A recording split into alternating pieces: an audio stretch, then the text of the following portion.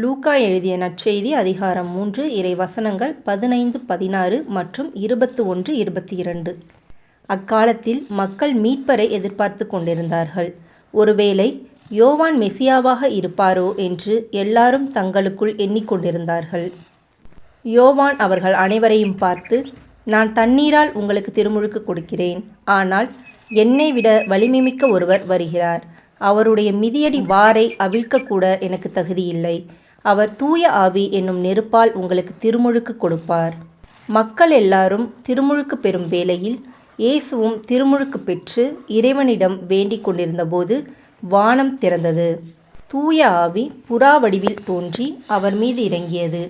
அப்பொழுது, என் அன்பார்ந்த மகன் நீயே, உன் பொருட்டு நான் பூரிப்படைகிறேன் என்று வானத்திலிருந்து ஒரு குரல் ஒலித்தது.